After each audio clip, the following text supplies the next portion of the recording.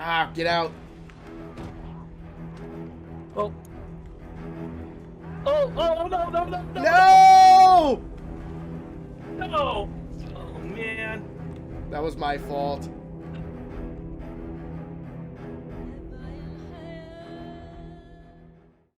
In the 1950s, the United States government created a top-secret research project. Its goal, to enhance and modify a normal human being into something more. A super soldier, if you will. In the early 1980s, researchers had a breakthrough. A stable and successful protocol was developed. Using a combination of biochemical engineering, gene therapies and modifications, and the best training the US military could provide, my unit was born. My name is Savin. I'm currently stationed in Knox County, Kentucky with my brother-in-arms, Schneidi. We are super soldiers, and this is our story.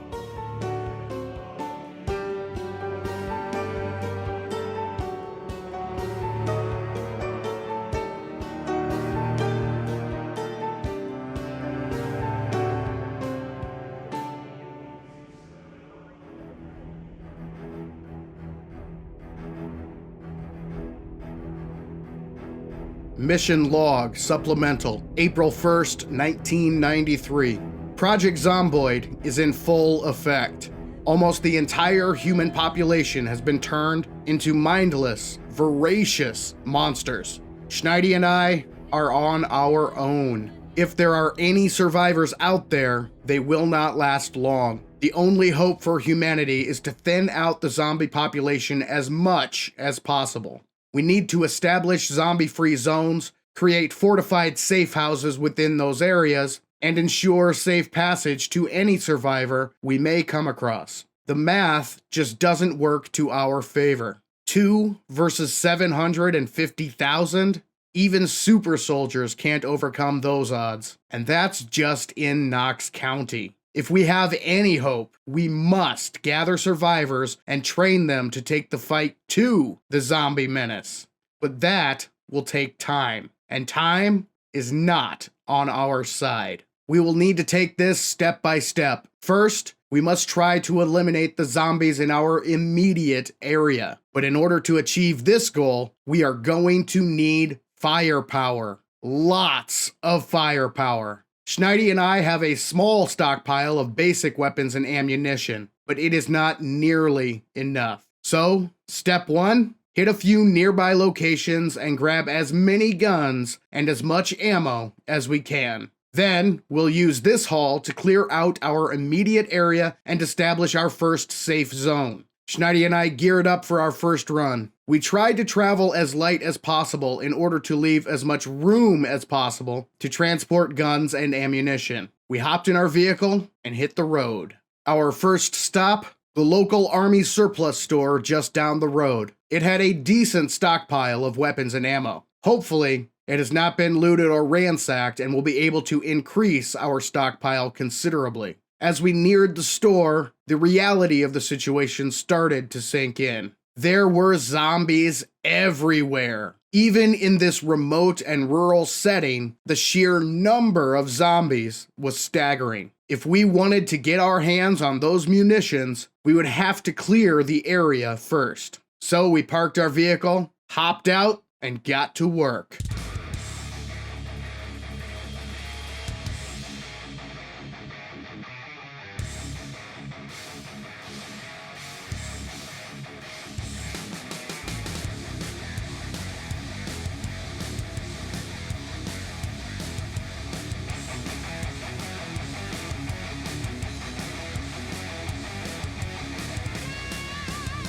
This fight was quite the learning experience. We were able to gather valuable insights into the nature of our enemy. The zombies were slow and rather easy to dispatch when dealing with them one or two at a time. However, when they group up, it changed the equation considerably. We ran the risk of being swarmed and overwhelmed when facing an entire horde of zombie jerks. Thank God for the good old-fashioned American shotgun. We improvised. By walking around in a circle, we were able to group up the zombies. Once we had a good-sized horde grouped together, we turned and fired into the pack. Each blast from the shotgun was able to neutralize up to 4 zombies. A pretty effective way to thin them out, if you ask me. Once we whittled their numbers to a more manageable size, we switched back to melee and mopped up the stragglers. Our first encounter was a massive success. Now, it was time to reap the rewards. And oh man, did we hit the jackpot. Guns, ammo, accessories, clothing, just about everything we would need to expand our fight. We loaded up our vehicle and headed out. After making a pit stop back at home base to drop off some of the gathered supplies, we hopped back in our vehicle and made our way to the next destination. The first stop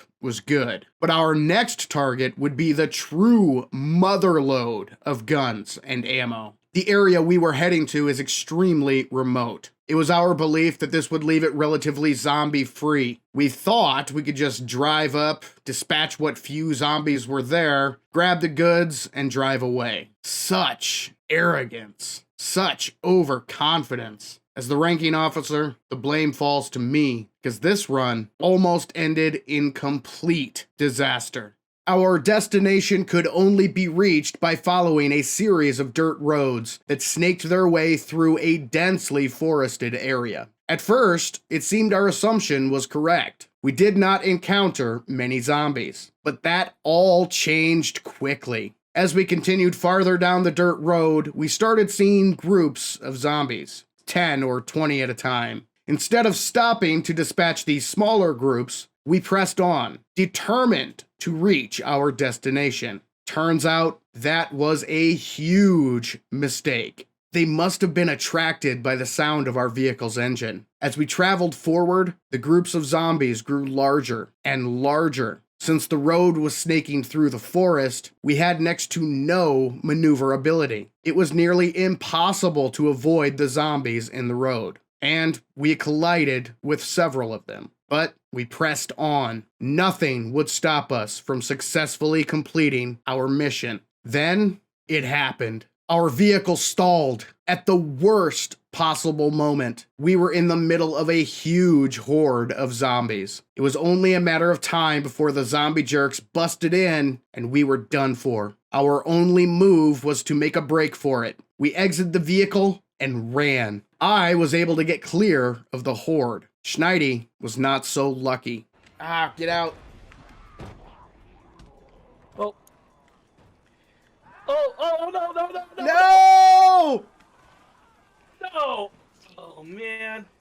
That was my fault.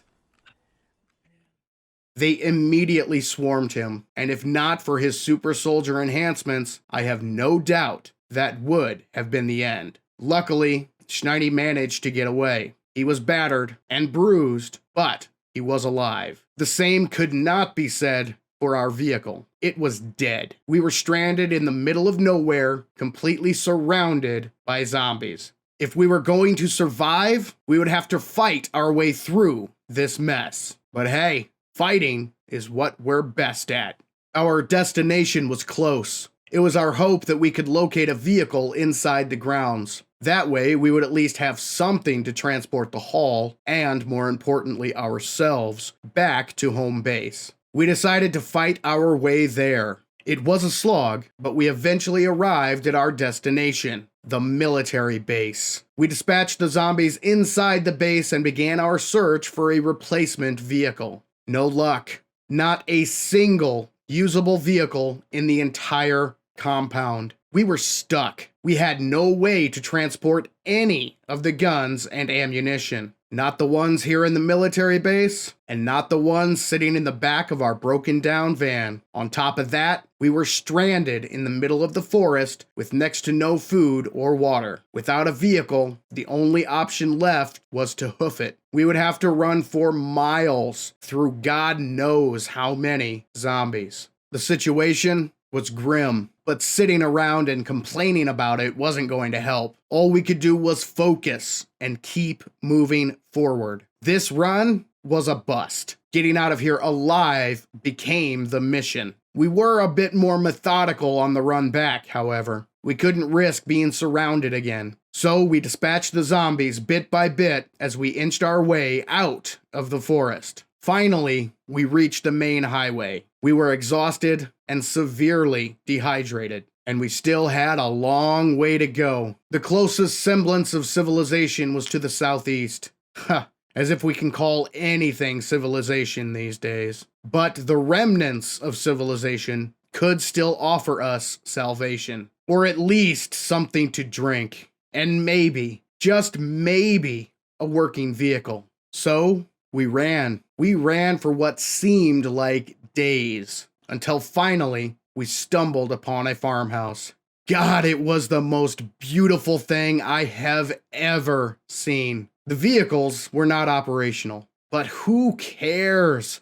It had water. We drank our fill, helped ourselves to the fridge, and got back on the road. We continued on foot southeast until we reached the outskirts of the small town of Rosewood. In the parking lot of a car repair shop, we struck gold. There was a little two-seater vehicle in the parking lot. It was unlocked, and much to our amazement, the keys were in the ignition. I cranked the engine and fired her up. We were mobile again, baby. We drove directly back to our farmhouse to lick our wounds and plan our next move. Think it's safe to say that our first mission was less than successful. In fact, it almost ended in a total and complete disaster. But we made it home alive, and I guess that's something to hang our hats on. We'll have to take this failure in stride, learn from our mistakes, and move forward. One thing is for certain. The world of Project Zomboid will chew you up and spit you out in the blink of an eye. I don't know what the future holds, but if there is to even be a future, we'll have to be smarter and much more cautious. This world is like nothing we have faced before. Is it too much for even the super soldiers to handle? Time will tell, but I'm still betting on us.